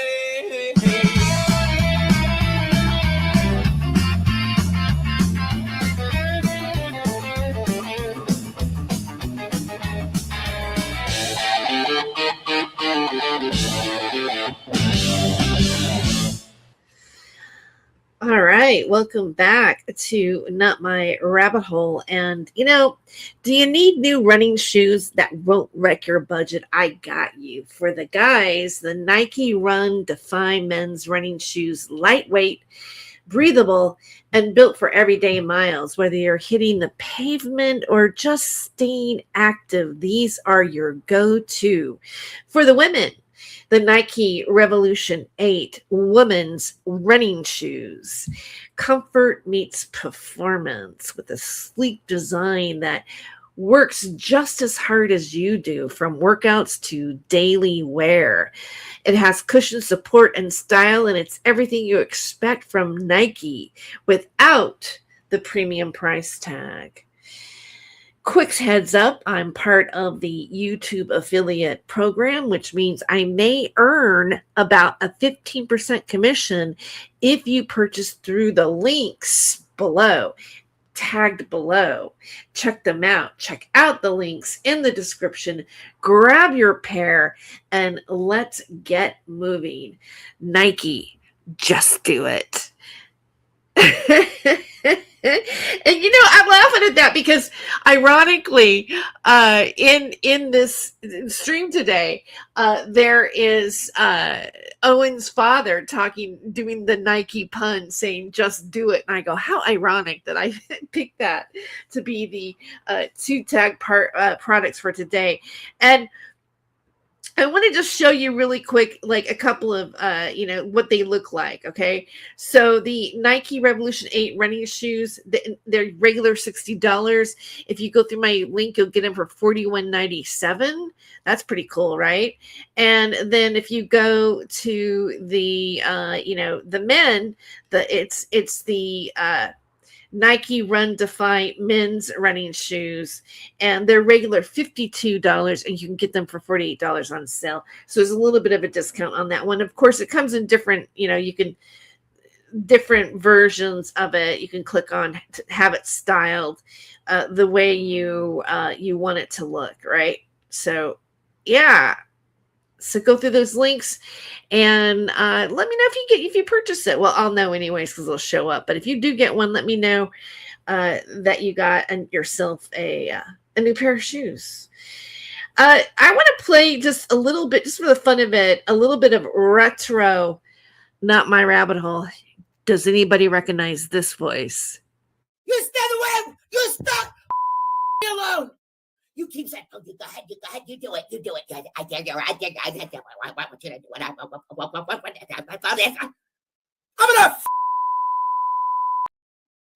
gonna do it. I'm gonna put evidence on that judge's desk that's gonna blow his mind. You evil, you David.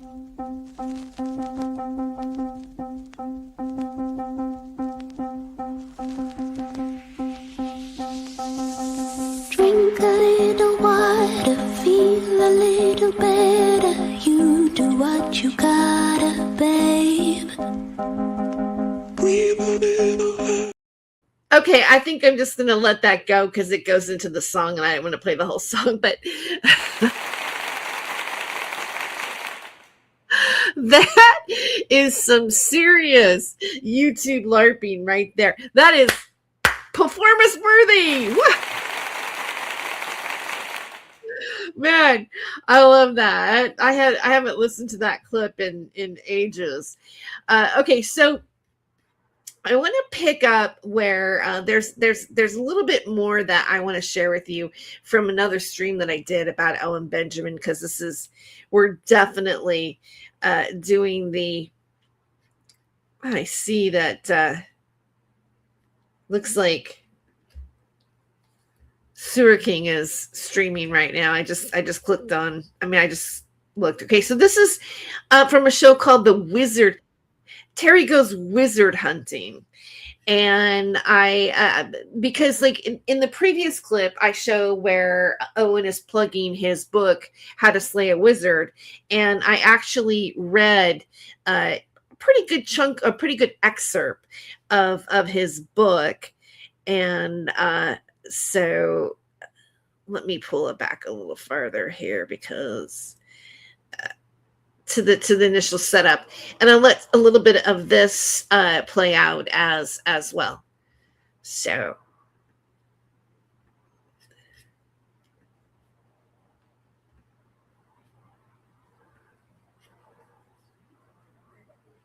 pull up is Owen Benjamin.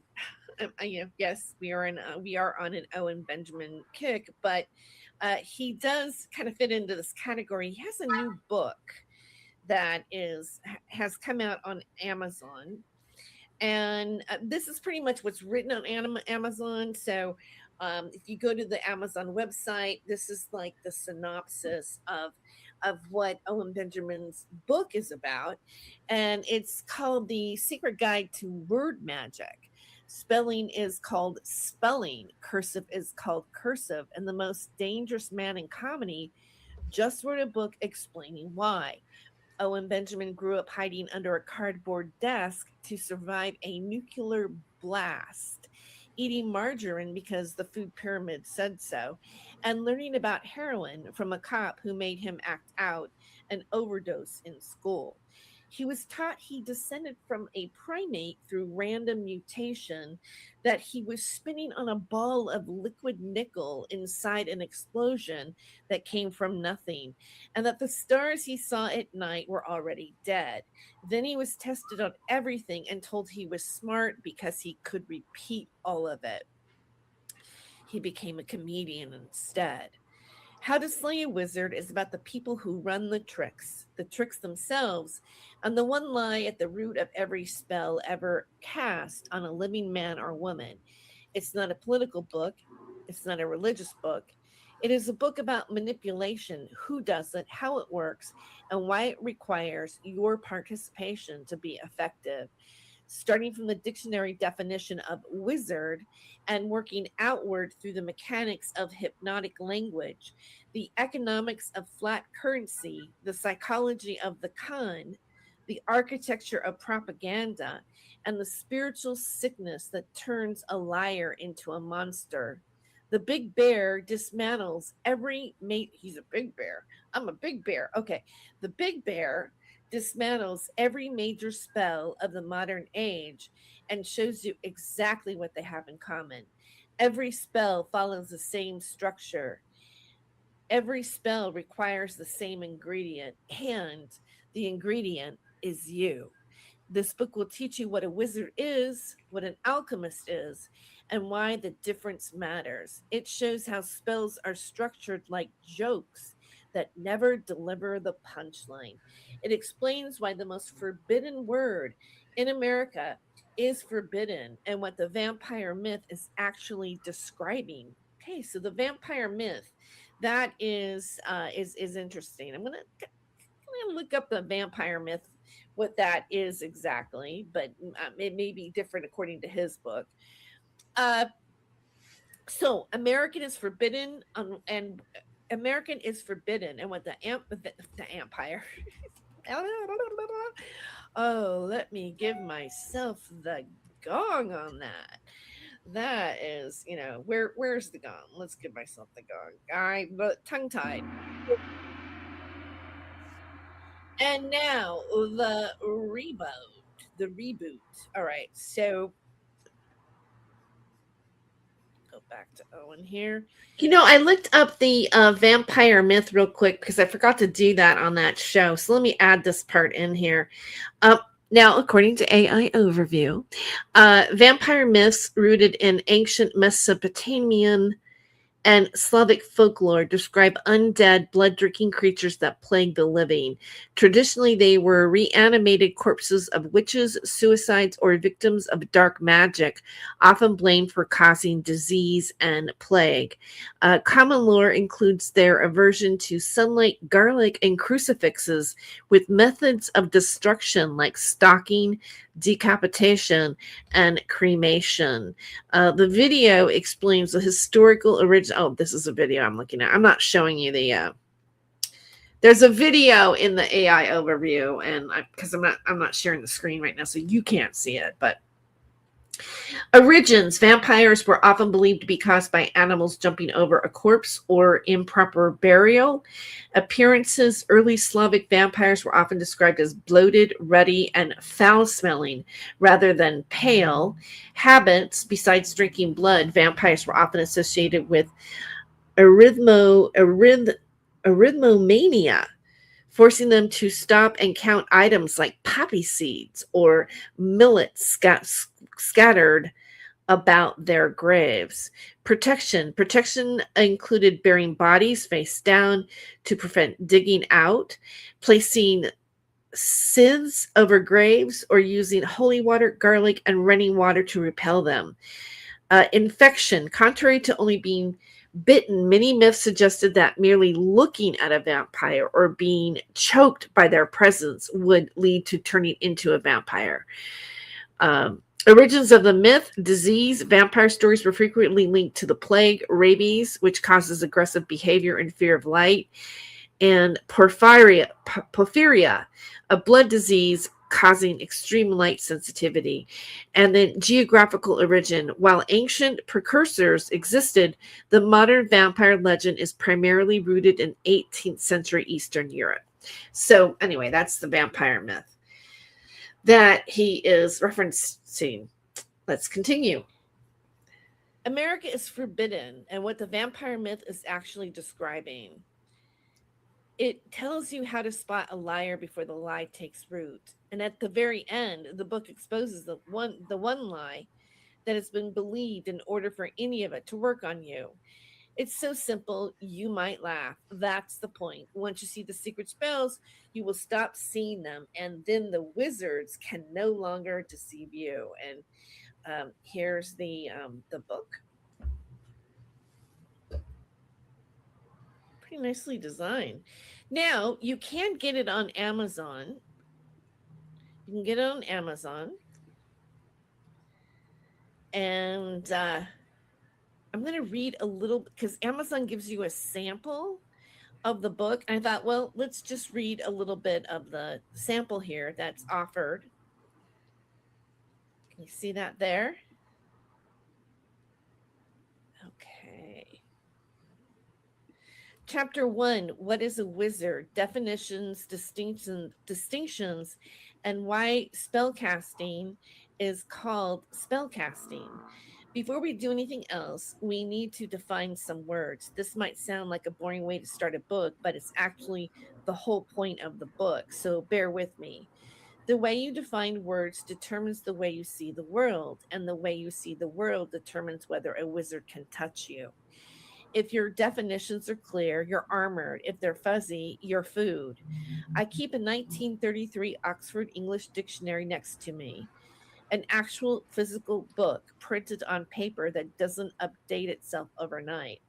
I like that. I like that the words in it are where I left them. The definitions aren't fluid. They're not transient. They're just sitting there being facts. This matters more than you think, and we'll get into why. But first, you have to spell a word. That's what it's called, spelling. And when you write it out longhand, that's called cursive. I'm going to ask you to sit with that for a moment because we're going to be sitting with a lot of things like that throughout this book. So, how to slay a wizard? The title implies that wizards are not good, that there's something you want to slay, which raises some obvious questions. What is a wizard? What makes someone a wizard instead of, say, an alchemist? What's the difference between magic and alchemy? What's natural? What's artificial? What's occult? I get meticulous about this stuff, and I'm going to tell you up front exactly what I mean when I use these words because I'll be using them for the rest of the book. I also want to say something before we go any further. Nothing in this book is a threat to you. Nothing here is bad for you. It's all very real, and once you see it, it's shockingly easy to understand. You will start seeing it everywhere immediately, and it will never stop. And the most important thing I can tell you right now, more important than any definition, is this: you are exactly how you should be right now. Everything is functioning perfectly. I know that sounds like a strange thing to say at the beginning of a book about manipulation, but it's the foundation of everything that follows because so much of wizardry depends on convincing you of the opposite. A wizard, according to the dictionary I trust, is a philosopher or a sage, a wise person. That sounds fine, but the definition continues: a man skilled in the occult arts. In the 1950s, a man who does wonders as his profession. That second part is where I have my issue. A man who does wonders as his profession, his livelihood depends on it, his career, his name, his family's ability to survive, all of it built on you not knowing how the trick works. Now, occult just means hidden, and hidden doesn't necessarily mean bad. Mushrooms are hidden until you find them. Potatoes are hidden until you dig them up. Qualities in a friend or a wife or a child can be hidden until you're ready to see them. Things are hidden all the time. That's just life. But there's a difference between something being hidden and something being intentionally hidden. To conceal means to intentionally hide, and the occult, in the way I'm using it, means concealed, kept from you on purpose because the person's art form requires that you don't know. I teach piano. Sometimes I play something fast and a kid's eyes go wide like they just saw a miracle. It looks like magic, but but I'll always show them how I did it. And if they put in the time, they can do it too. The nature of the art is not to be hidden. It was just hidden from them because they hadn't learned it yet. But it was always available. That's the difference. When the knowledge is available to you, when the master carpenter will show you, when the mechanic will explain it, that's not the occult. That's just skill you haven't acquired yet. The occult is when the initiated intentionally keep it from you because the trick doesn't work if you know. Here's the dictionary definition of magic I'm working from: the art of influencing the course of events by compelling the agency of spiritual beings or by bringing into operation some occult controlling principle of nature. Sorcery, witchcraft, also the practices of this art. A magic trick requires the person watching to believe something impossible is happening based on information they are intentionally not given. You know the thumb trick you do with little kids? You tuck your thumb behind your hand, stick the other thumb up, and go, "Look, I'm pulling my thumb off." The kid loses his mind. The whole trick is based on the kid not knowing what your other hand is doing. You're withholding information, and the gap between what they see and what they know creates illusion. Now, that's harmless, it's a game. But scale that mechanism up, the intentional withholding of information to create a false impression, and you have the operating principle of every wizard who ever lived. There's an important scene in the film Prestige that shows this perfectly. A magician has been doing an incredible trick where he produces a full fish tank seemingly from nowhere. It baffles everyone, and the explanation is that he carries the tank under his coat. He's strong enough to do it, but his entire life, his entire persona is built around appearing feeble. He walks with a limp. He seems frail. He acts weak every hour, every day, so that when he does the trick, no one considers the obvious explanation because they're already ruled out. His career, his name, his family livelihood, all based on a lie, he lives every moment. That's what I consider the dark arts. Not because tricks exist, but because your entire existence is built on deceiving the people around you. And one of the questions I have is that what Owen Benjamin is doing already? Because we're kind of like pulling Owen Benjamin apart, analyzing him on Not My Rabbit Hole. And, I've been watching him pushing this book and pushing the wizard part aspect of it to a demographic of people that are conservative and also come from, a lot of them are evangelical or Christian faith. So I just kind of find it interesting that he's bringing all of this other knowledge to the table. And, I'm not saying that he's not doing it to inform people, because, if magic is being performed by our government leaders, or however, there's a belief of that. There's definitely propaganda. There's definitely different ways that look like illusions that people believe. If that's the premise of the book, which it sounds like it might be, it's kind of interesting. And so let's just read a little bit more, and because this is his book, I don't want to read the whole book here, but this is a sample on Amazon right now. Now, I'm going to continue just a little bit more. Now, compare that to an alchemist. The dictionary says the medieval forerunner to chemistry based on supposed transformation of matter concerned particularly with changing base metals to gold. But the key word for me isn't gold, it's transmutation. Transmutation is when you take one thing through stressors, through fire, ice, time, pressure, the addition of other elements, it becomes something entirely different. That's what I do as a musician. It's what I do as a comedian, and it's what my wife does as a cheesemaker. Let me tell you about cheese, because the best example of example of alchemy I know. The sun feeds the grass feeds the cow gives the milk, and my wife Amy takes that milk, and through a process that involves nurturing an entire culture of living organisms you can't even see, she turns it into cheese. The sunshine from a bright sunny day captured and held so it lasts through the winter. When I made a little film about her cheese and called it Sunshine in a Slice, that wasn't a lie. That wasn't a marketing trick. It's literally what cheese is. The sun went into the grass went into the cow went into the milk became cheese. Every word of it is true. I just said it in a way that touches you. That's rhetoric. Rhetoric means you aimed at the truth, but you're using words, hyperbole, alliteration, references, emotional resonance to make the truth land harder. The alchemist's words point at something real. The wizard's words point at something that there isn't. And this brings us to a natural and artificial, which is where it gets interesting. Natural is one of those words everyone instinctively understands, but almost nobody can define.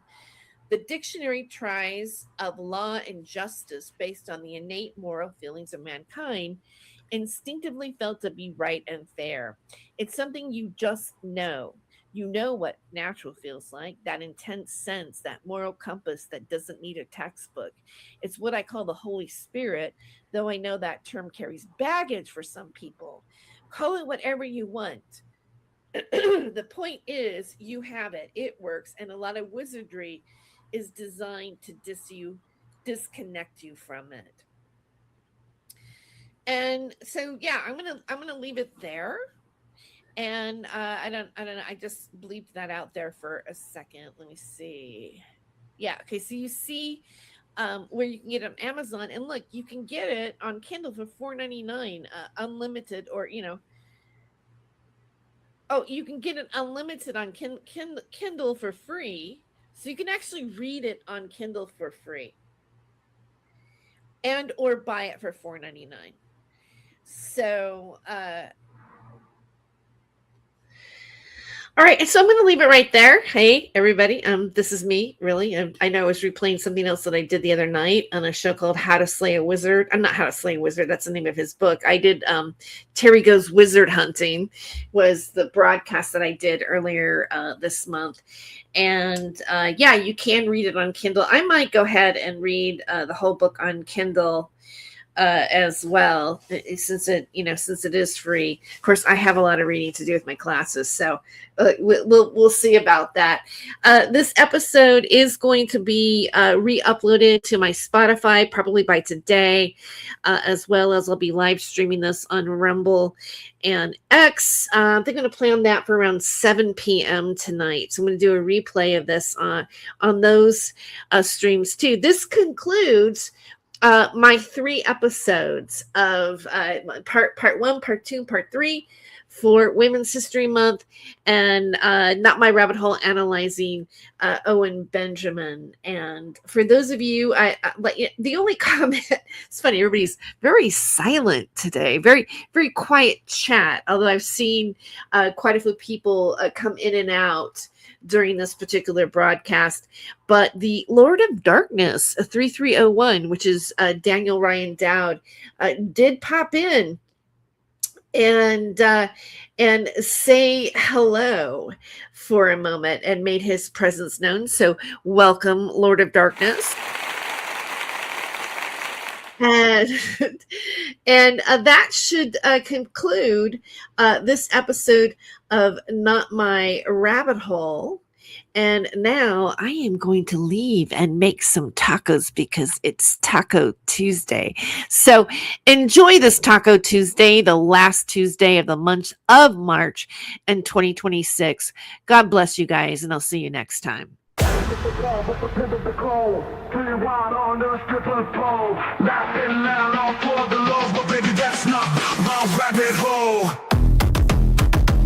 He ain't no Saint Germain, no crown, no name. He plays the game sharp as a flame.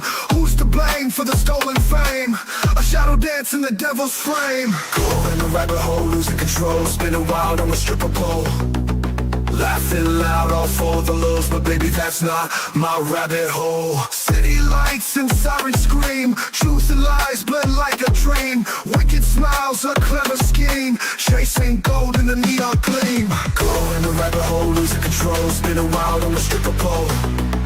Laughing loud, all for the love, but baby, that's not my rabbit hole.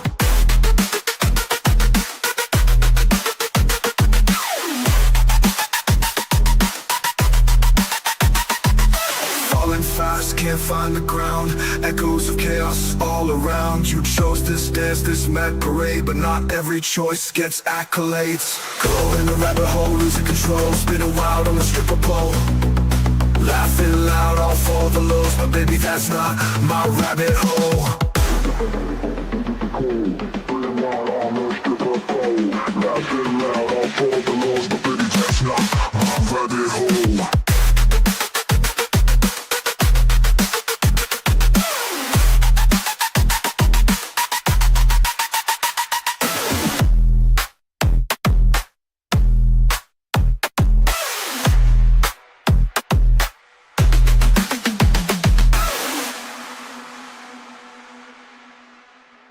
City lights and sirens scream, truth and lies blend like a dream. Wicked smiles, a clever scheme, chasing gold in the neon gleam. Going down the rabbit hole, losing control.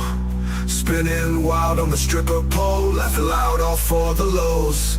But baby, that's not my rabbit hole.